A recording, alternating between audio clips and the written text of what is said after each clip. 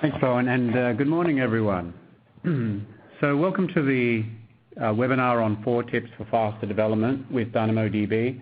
My role is business development, which means we do a lot of interaction with customers, and a lot of that is around getting requirements from customers and feeding them back to the service teams for prioritization and implementation.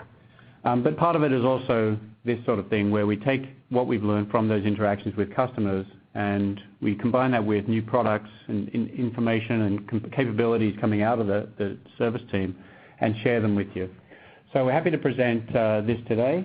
We've got a few areas to cover, and then we will leave plenty of time for Q&A. So if you have questions, you can queue them up at any point, any time during the webinar, and we'll get to them, as many as we can. So today I'm going to reintroduce DynamoDB from a slightly new perspective.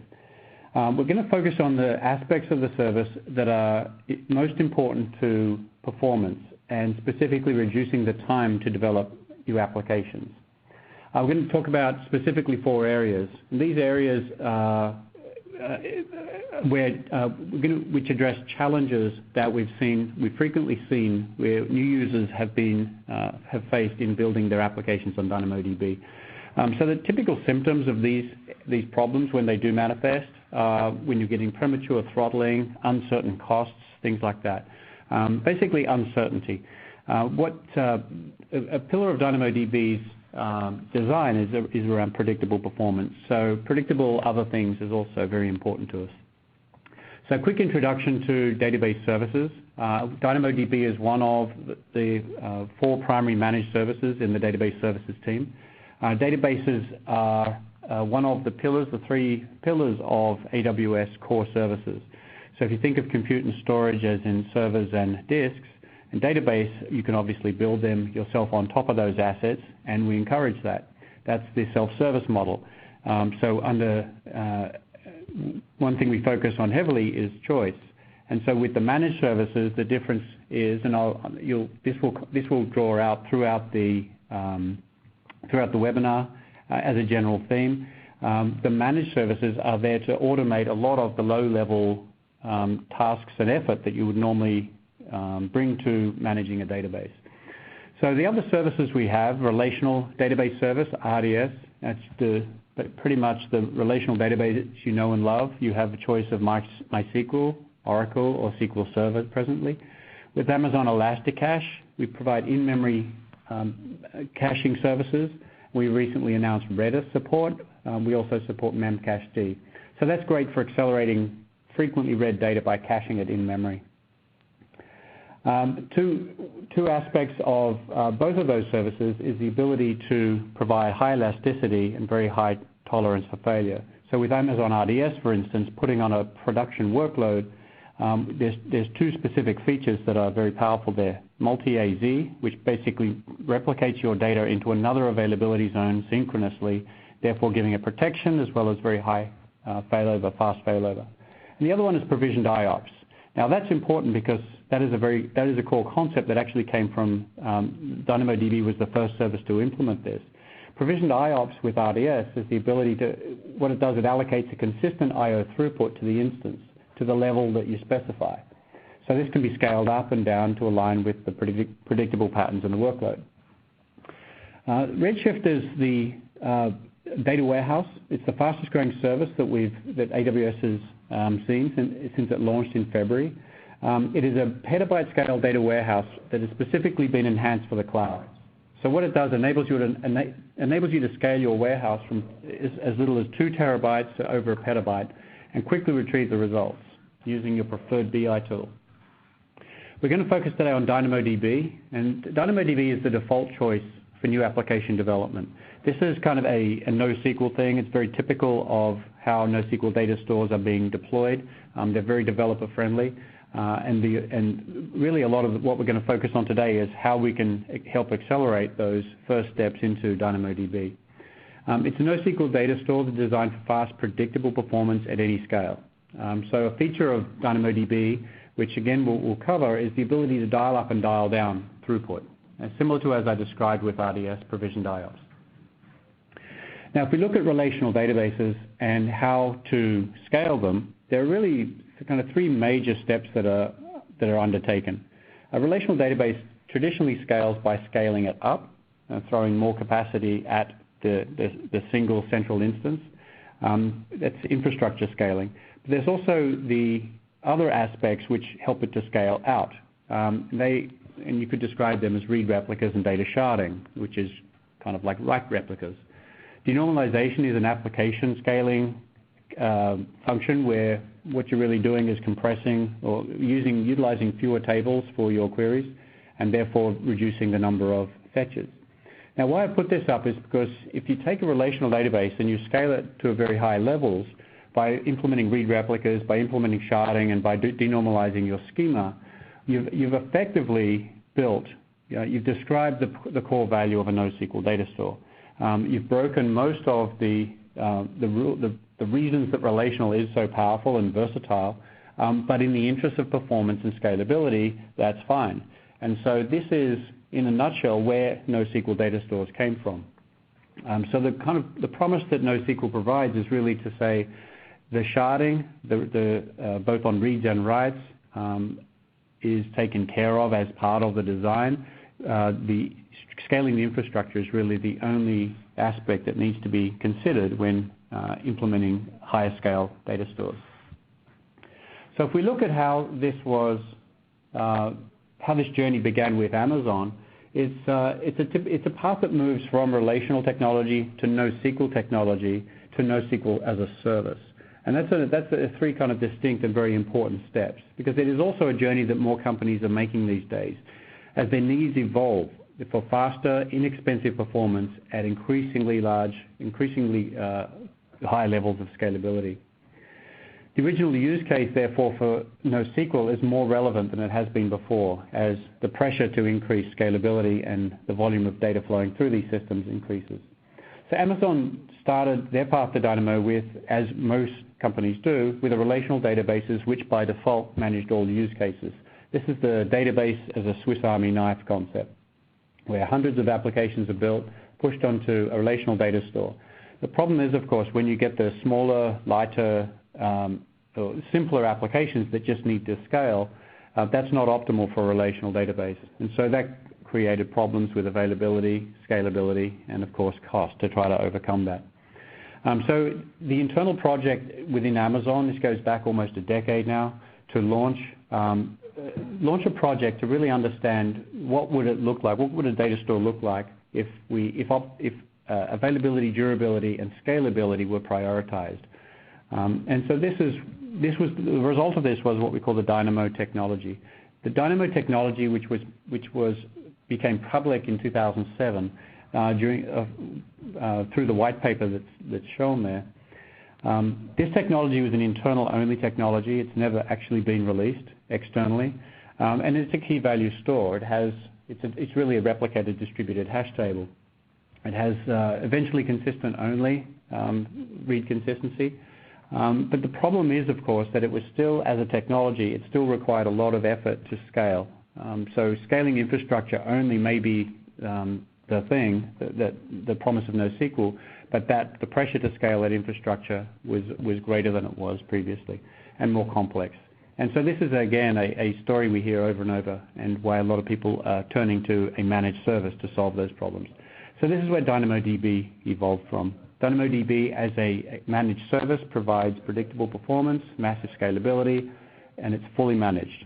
So there's zero administrative effort, and of course it's low cost. So if we look at what is DynamoDB essentially, it's a distributed key value store. So let's parse these terms a little bit.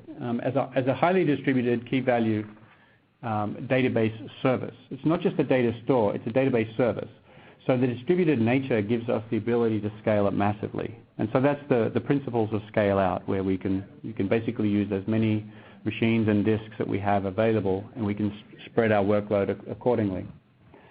So there's nothing different about that in its design, but it is designed to be for massive scalability. As a key value store, it's the description used to categorize the highest scaling of the NoSQL technologies. So key benefits to the approach taken by DynamoDB are really the simplicity of the API, which is often which is essentially delivered by the fact that it's a service as well. So many things you don't have to worry about tuning and optimizing. So the APIs, there's 13 operations available. We'll look at that a little later in the session as well.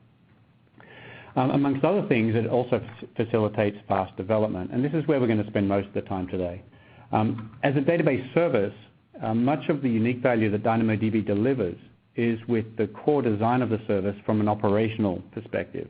What I mean by that is that it's built on when we say it's built on the primary concept of predictable performance, a lot of that value is delivered through the way that we implement the operations underneath the service.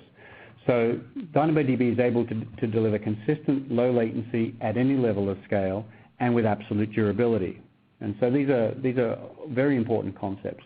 And again, we'll break them down a little more as we go through this.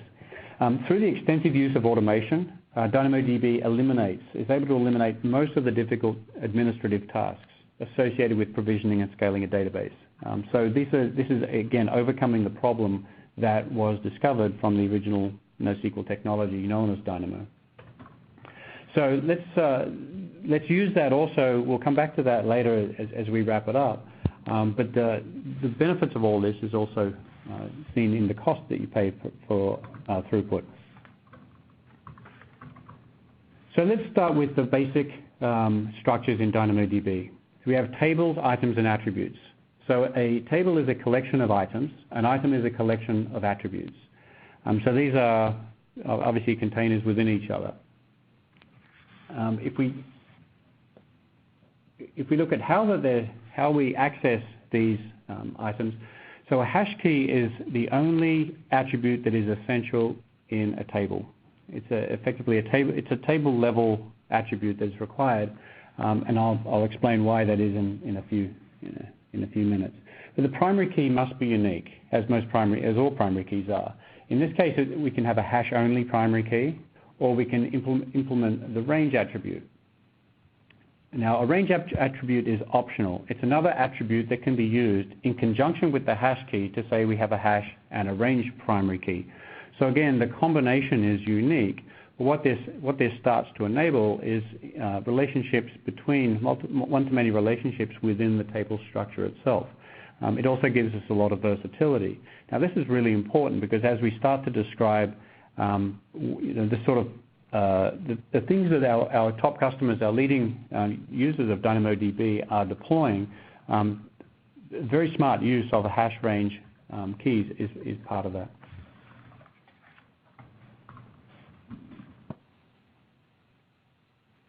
So as well as if we look at the attributes in the table, there is the notion of sparse schema is important.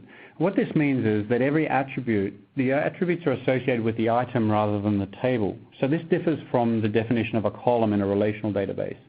And so the attributes exist at the item level. So they can be the same as in other attributes, as in other items, I beg your pardon, or they can be completely different. So they are described and defined at the moment that they are created.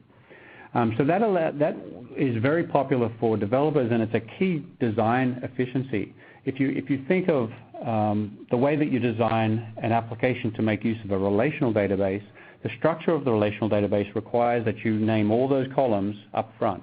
And if you want to make a change to that schema, you have to add a new column, and again, that affects all rows.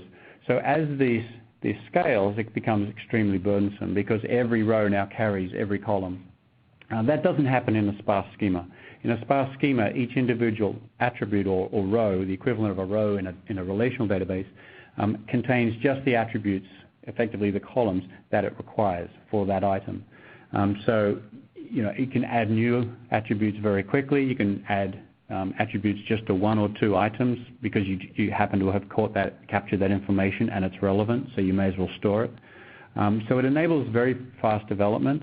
The other part of that is it doesn't add any overhead to the storage scale. So as you're storing different attributes, you're only storing the ones that are described. And so the advantage of not having a column kind of structure is prevalent there. So if we talk about some of the some of the customers who have experienced DynamoDB and have these implemented some of these approaches, which we're about to jump into. Earth Networks, for instance, have a WeatherBug mobile app that interacts with up to 40 million users every month. So this was, they described this as being developed and tested in weeks rather than months, and at 1/20th the cost of a traditional database approach. Now this is a good example of optimal development. If you build something designed for the data store you're using and it's well designed and you have implemented it efficiently, then firstly you can execute very quickly and be up and running very fast, as in the case of Shazam we described there. But secondly, it can reduce cost and give back time, and that is something that is often overlooked in this equation. So in the Shazam case, that was a Super Bowl app. It's fairly well publicized, but I thought I'd highlight it again. It was built basically in 3 days from design to production ready, tested over a few more, and then they ran it live at extremely high operations per second. So when we talk about the 4 tips, what are the 4 tips? And these again are based on the challenges that we see with people building new applications in DynamoDB. So essentially the 4 tips are, the first one is super critical, and that is make sure that your application is designed for scale. It's great that we can provide an infrastructure that will scale to any level of throughput required, but if the application design, if the schema design doesn't support it, it won't get there. And so this is probably the biggest of all the 4, and we'll spend a little more time on that than the others. The symptoms of poor design for scale or inefficient design are typically over-provisioning to achieve throughput.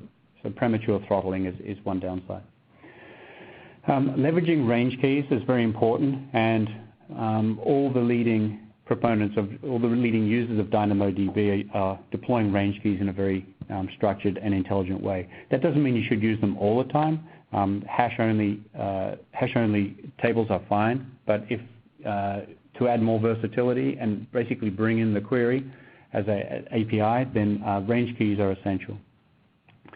Using libraries and tools.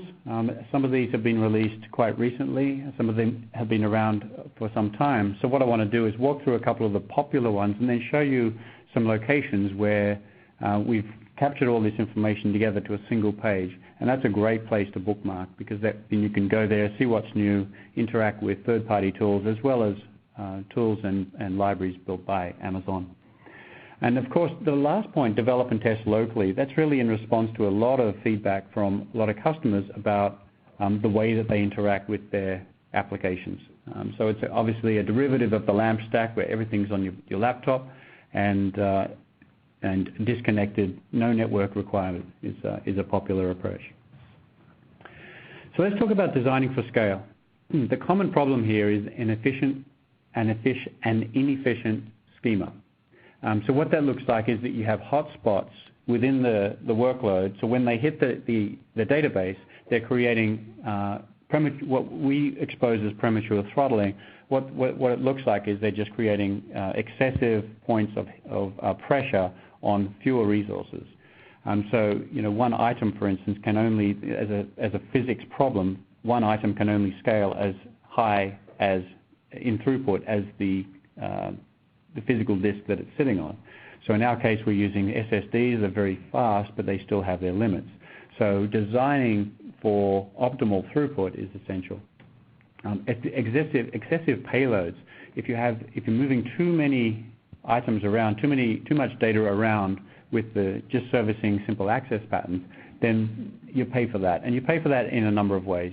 In DynamoDB, we have the concept of read capacity units and write capacity units. So they provide boundaries which allow you to calculate allocated capacity.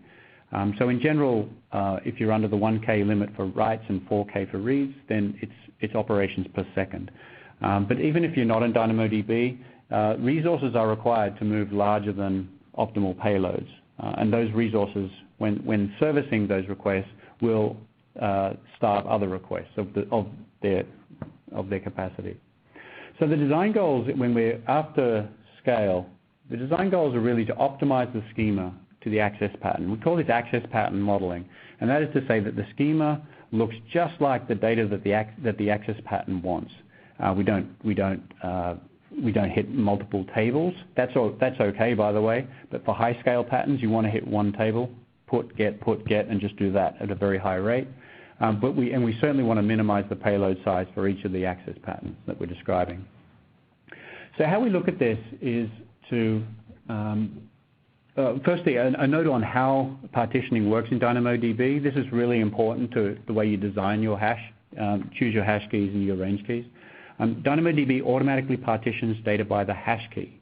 Now, the documentation actually says primarily, and that is because if you have excessive data, more than one partition, it will spill onto another partition, but it will still be managed in exactly the same way. So for all intents and purposes, think of a hash key as a physical partition on which that data resides. So the hash key is used to spread data and therefore the workload across partitions. This is the basis of distributed processing. What determines when data gets repartitioned is really two things: the size of data. So as that grows, and it obviously won't fit on the SSD partition that is containing it, it needs to spill to a new one. So that will overflow onto another partition, and then we'll allocate throughput accordingly. The other aspect is the throughput provision. You could have a very small data set of a couple of hundred gigs, say, but you can allocate that at a couple of 100,000 writes a second or reads a second. What that will do in order to give you that throughput, what DynamoDB will do is take that data, look at the hash key, and then spread it across as many machines, as many partitions as needed to achieve that throughput. So that's again the principle of distributed processing. So these are the trigger steps for partitioning. What is essential here is that the hash key is well chosen. So we consider applications ready to scale when there is a large number of unique hash keys. Okay, this is particularly important with hash range. With a hash only primary key, of course, the uniqueness is enforced, so that's okay. But when you're building with range keys, that's a very important consideration. The uniform distribution of workload across hash keys is very important. If you do get hotspots, they can be eliminated, but that may have to happen at the application level as well. So when we talk about efficient schema design, taking advantage of that hash,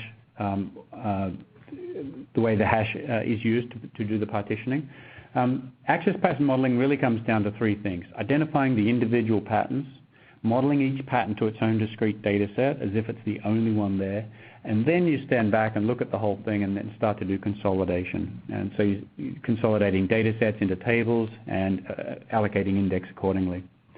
So I've got a very brief, abbreviated example there where we kind of say, here's the access pattern, here's the schema. We're kind of missing the mapping, but I think you can see, you can fill in that gap for yourselves.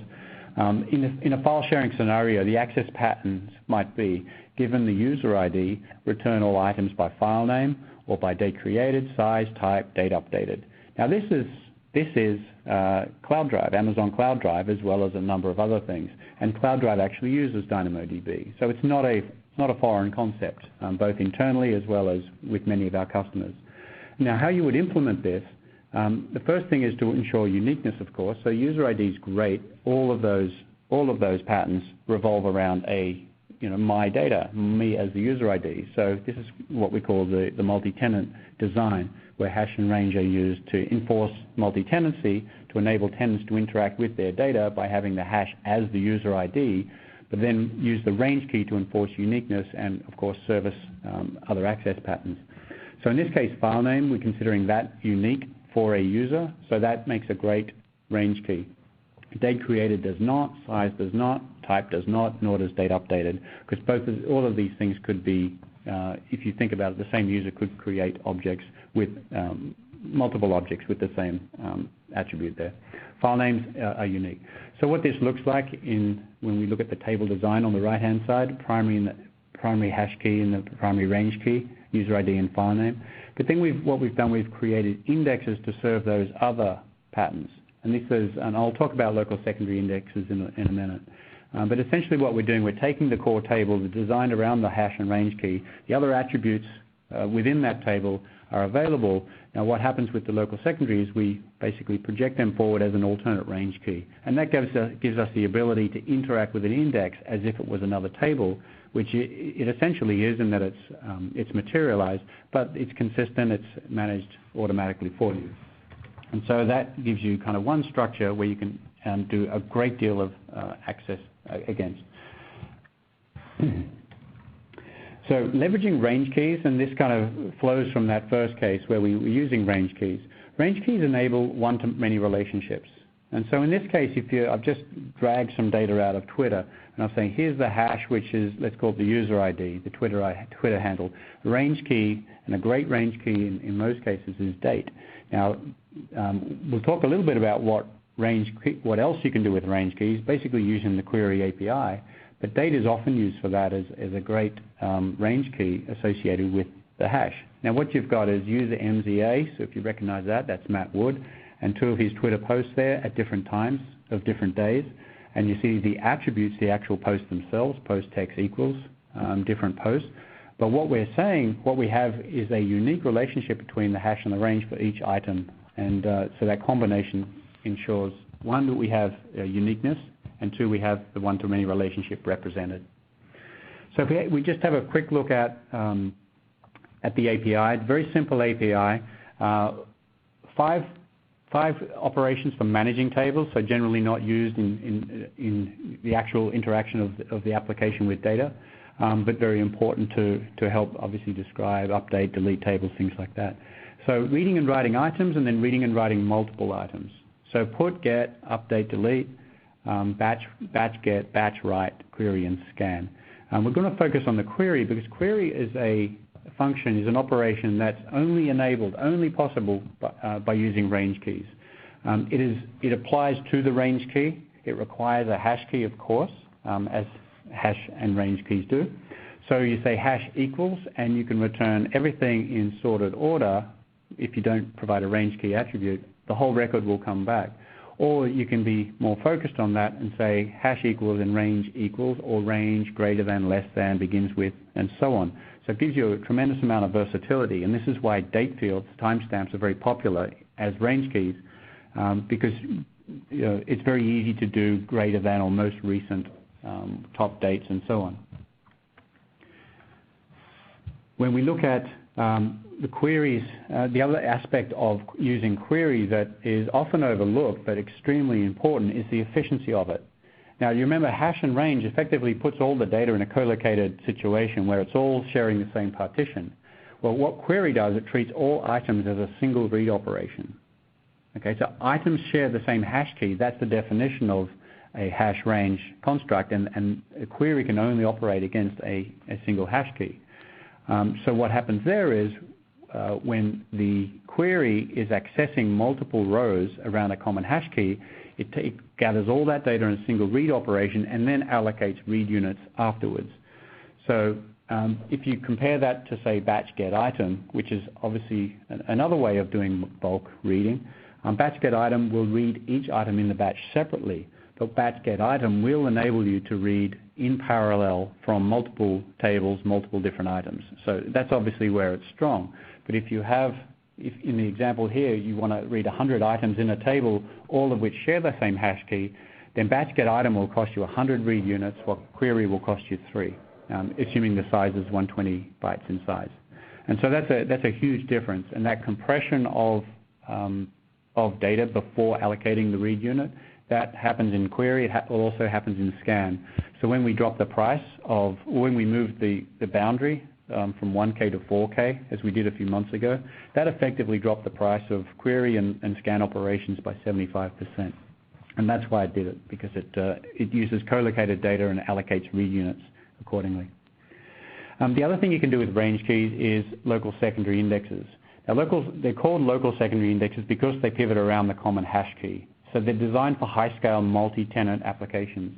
They are local to the hash key, so effectively think partition, think physically adjacent data. Now with local secondaries, you can define up to 5 different indexes, and most critically, there'll be no performance degradation. So typically in a database, if you have an index, then the write to the underlying table will be a bit slower. If you have more indexes, those writes will continue to get slower and slower, and that could consume 20 to 30% of increased latency by 20 to 30% each time you add a new index. Well, with local secondary indexes, you can have up to 5 different indexes on a single table, and your write latency experience will be uniform and very low. Now, how we do that? We do that because, again, there's physical co-location of data. So when we're doing things in parallel, we're doing them consistently. It's all done with very high proximity. So we're talking about microseconds of additional latency, none of which flows back to change the overall perception of the overall latency profile for the operation. So the other thing we do to enforce that is called item collections. So if you're implementing a local secondary index on a table, then the table and all the indexes must occupy less than 10 gigabytes per hash key.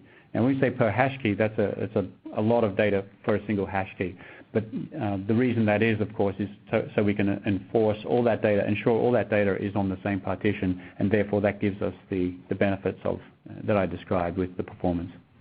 LSIs are like the rest of tables in DynamoDB. They are sparse objects, so you can create an index on an attribute that doesn't exist. When it does exist in the core table, it will be written into the index. But if you have only one of those, then your index will only have one, and it'll be sized accordingly.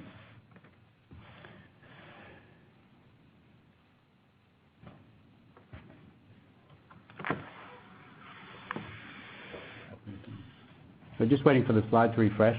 So the third, besides using range keys, leveraging range keys, we want to really encourage the use of libraries.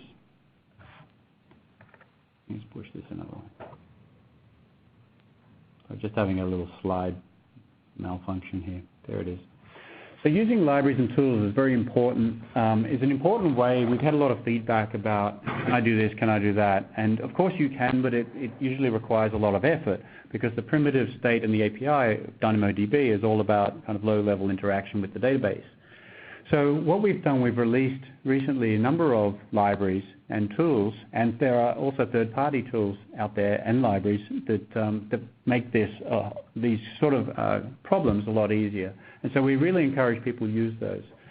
So for example, the transaction library gives you the ability to do that, the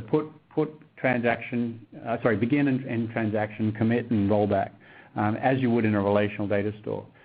So essentially what's happened, what the library is doing, it's maintaining 2 different tables under the covers, one to track the transactions themselves, and 2 is to track the snapshot, grab the data, the before image of the modified items.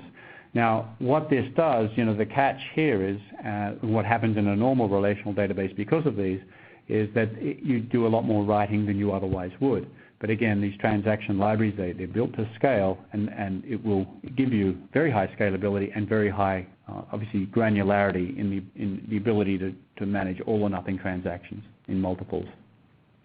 Geolocation is another library we released recently.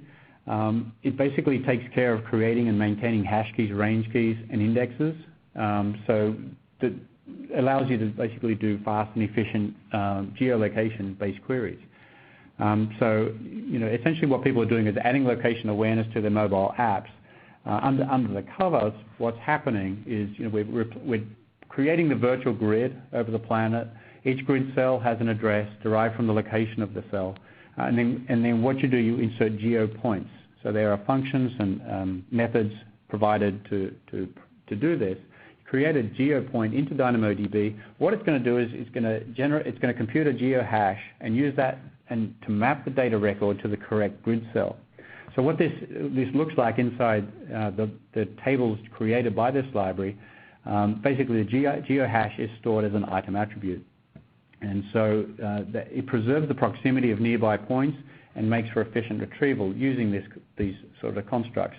So essentially under the covers, what these libraries are doing is creating and completely maintaining management tables for you so that you don't have to build it yourself. In the geolocation example, there is a sample app as well, Find Yourself. So it's a great way to get started, and that's on GitHub under the AWS Labs location. Other libraries and tools, we have a lot of contributions from the community.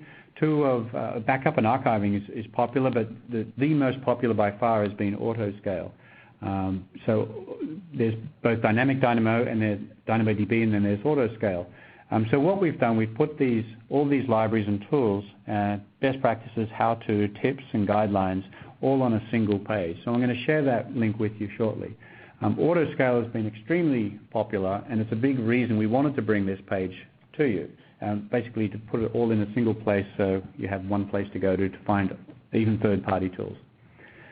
Customers are also building their own autoscale. You may see some blogs out there. It's fairly simple logic, and it basically looks like this. You take the CloudWatch data to determine when a limit is under threat. So in other words, when your use capacity starts to encroach upon your provision capacity, and then you initiate a scale-up event. And you scale up based on pretty much the nature of your workload. So if you're used to very high amplitude spikes in workload, you may want to scale up quite aggressively. If not, you may want to scale up more conservatively, but then keep looking. You can scale up any number of times. Similarly, the downscale events are initiated when capacity drops sufficiently below the allocated capacity that it's very safe to scale down into that. Finally, developing and testing locally. We do recommend, well, let's say it was recommended for us to provide this, and we did. We also have third-party libraries, third-party tools that do this as well. So essentially what DynamoDB Local does is provide disconnected development. So you get the full API support without incurring network costs or usage costs. As low as they may be, it's better to have them at zero, and it's better to be on a beach.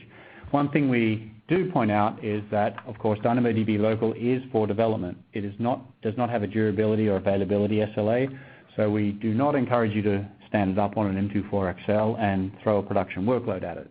Instead, we recommend you leave it on your laptop and go to the beach and do some coding. So a few things about DynamoDB Local. It's not exactly the same as the service for a number of fairly obvious reasons. But some things that it does, some minor differences, it does ignore your provision throughput settings. So the value you specify, they won't be imposed. There's no enforcement of provision capacity. So it doesn't do throttling or for reads or writes. The values you put, it's also region independent, so it doesn't consider the region or the credentials. They are necessary because the API supports them, but they are not used. So we do recommend using dummy strings of characters for your secret key. There's absolutely no need to put that in as it should be put in on the production service. Finally, there are additional options, again, on the library for local test and development, as well as DynamoDB Local, which is really the latest of these. So our community has been very active in producing these in advance. So Fake Dynamo, Alternator, DDB Mock, and client-side AWS, as well as guidance on injecting failures using the Java SDK. So these are, again, facilities and resources available on the website.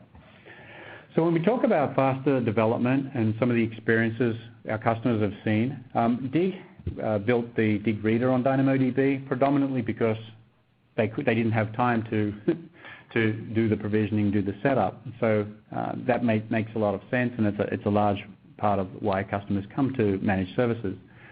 Similarly with Write Action, they wanted to focus on their business rather than their infrastructure, and so that enabled them to do so. With the managed aspect of DynamoDB as a database service, there's a number of different unique value points you get as part of the way we implement operations.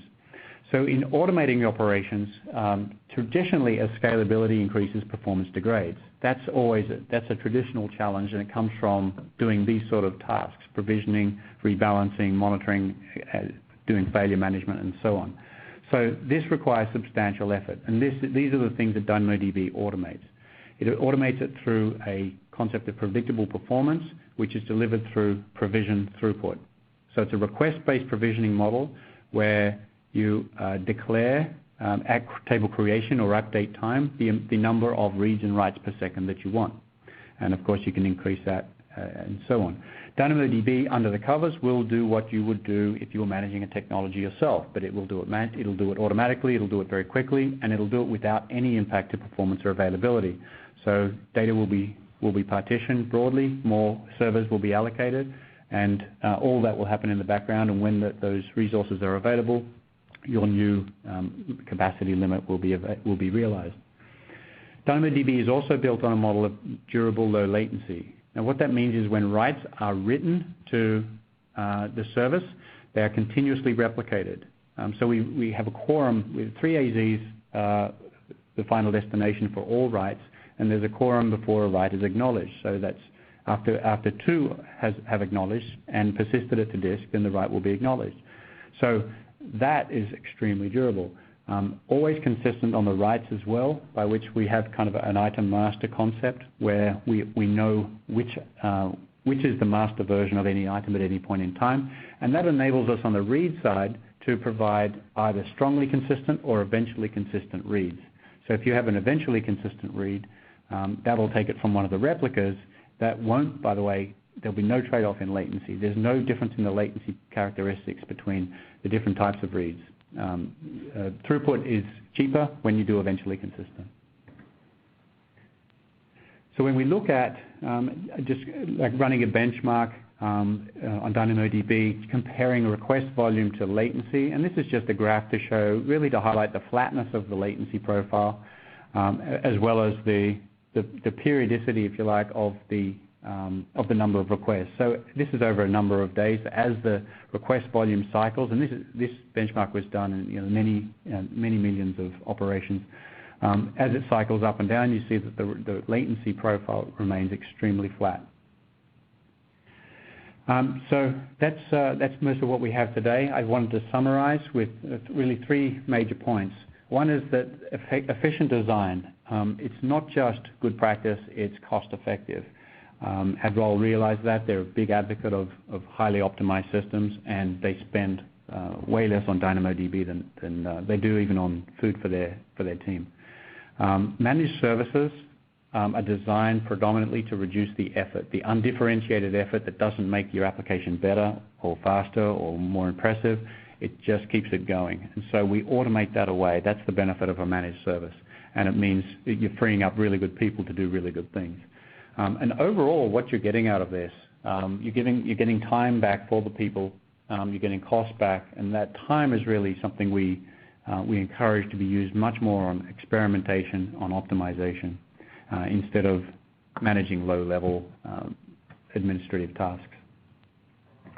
So here are the resources I recommended. There's an additional one there, the mobile development blog, which has a couple of great series of articles about the GeoLibrary and Amazon on mobile in particular.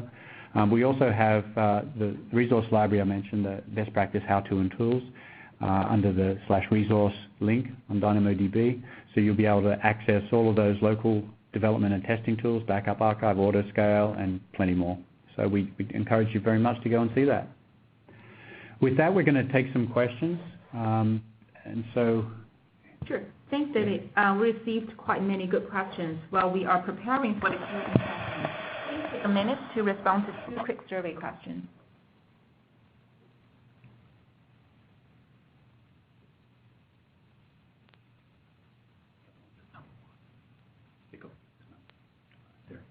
Sure. Please take a moment to make a choice and hit submit.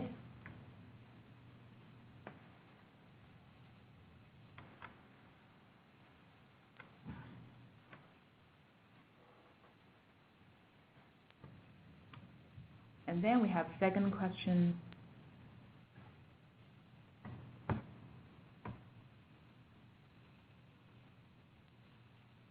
Again, please take a moment to make a choice and hit submit.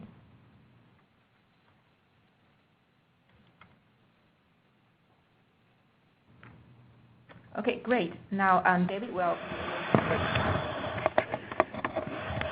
Yeah, sorry, I probably went over a bit longer than I wanted to give you more time. So let me get through these very quickly, as many as I can. We do have a lot of questions, so thanks for all that interest. So first question, what is the simplest way to do reporting from DynamoDB out of EMR? So good question. The EMR has a Hive handler that talks directly to DynamoDB. What that enables you to do is do basically rich queries against DynamoDB data. It also enables you to do complex queries, complex joins between data that is, say, stored in S3 in CSV format and data that is live and hot in DynamoDB. So you can join those as if they're just tables, doing group bys, havings, and so on against that. So Hive, I think, is the answer to that question. The Hive handler is built to talk to Dynamo. And one thing you can do there is when you're doing the map function, which is obviously reads out of DynamoDB, you can allocate a percentage of read capacity to use in that operation. So you don't, if you initiate an EMR-based report, you don't starve every one of all the capacity there. Love to see a use case around how online retail might use DynamoDB for product catalog, link tracking, etc. Thanks for that, Jim. It's used very broadly for that. Product catalog, we do a lot of these calls in most weeks. It's a great, if you think of product ID as a unique key there, and then you could bring in range keys accordingly. It's very popular because it's very low latency and, of course, durable. We see even a lot more in the shopping cart and inventory state. And that is because of really the durable low latency. Things don't get lost. They're not at risk. So shopping cart and inventory are good attributes of that. We also have conditional writes, which enable you to increment and decrement counters with absolute assurance that you're working with the correct number. Link tracking, things like that. Digital advertising do a lot of this. We have some recent workshops and seminars, webinars, and even blog content around that.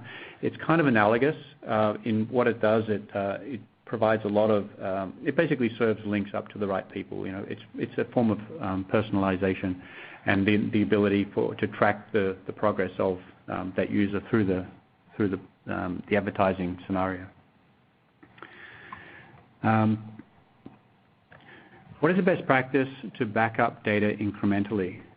Good question. We do have, in fact, the data pipeline template, which enables you to do that. Under the covers, what's happening if you're proficient with EMR, MapReduce, again, I'm using what I described earlier, which is the ability to read out of DynamoDB at very high scale. So the good news is that's not necessary for availability. The design of DynamoDB is basically makes it extremely robust. But it is great for human error, and so we do encourage that practice. So if you want that to be super simple, then the data pipeline, which only runs out of IAD today, Northern Virginia, but you can still run it in other regions. You just have to refer to that basically as at the service running in IAD, but it can still implement cross-region snapshots and copy of DynamoDB as well as data unloads and loads. Does DynamoDB provide any mechanism for helping us find hotspots? It's a great question. Not yet, but we do hear that question, and we do want to help. Please get in touch with us. We have some tools that we can help you with if it's a big problem, and we can do some things. And we've done that a lot with customers to help you do that.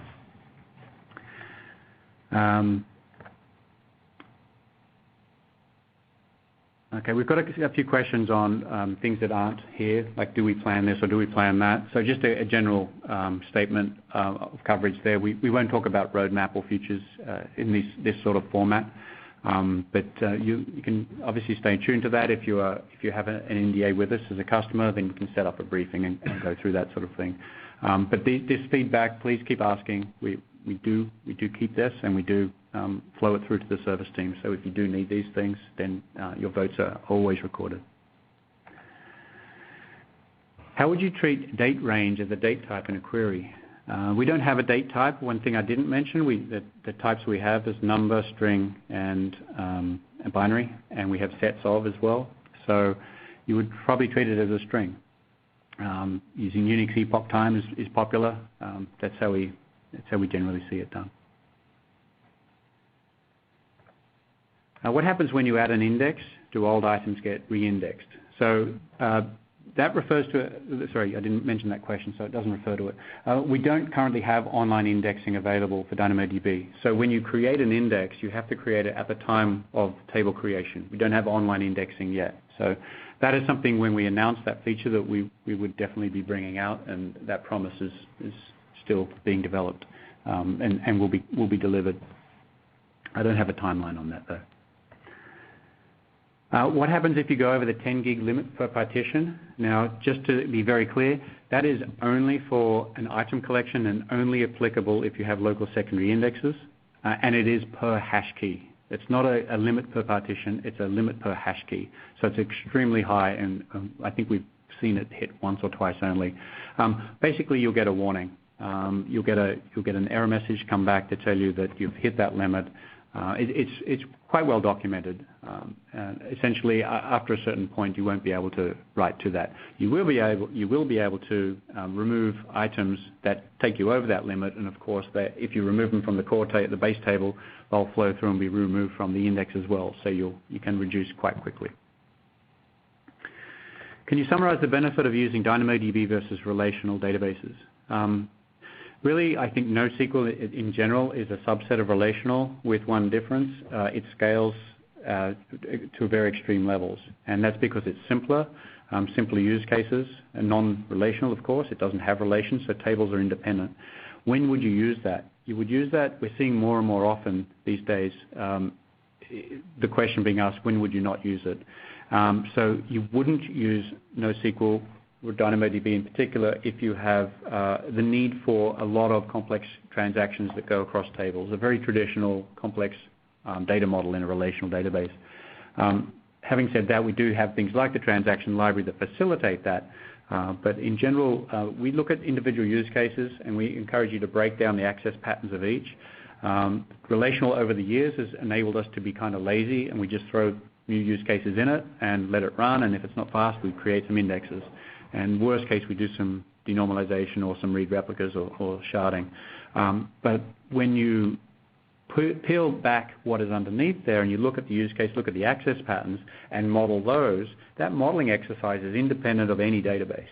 Right? And that's why we encourage it as a best practice. So once you do that and you have a design that matches your access pattern, you'll be able to see where it sits best, whether it's relational or not.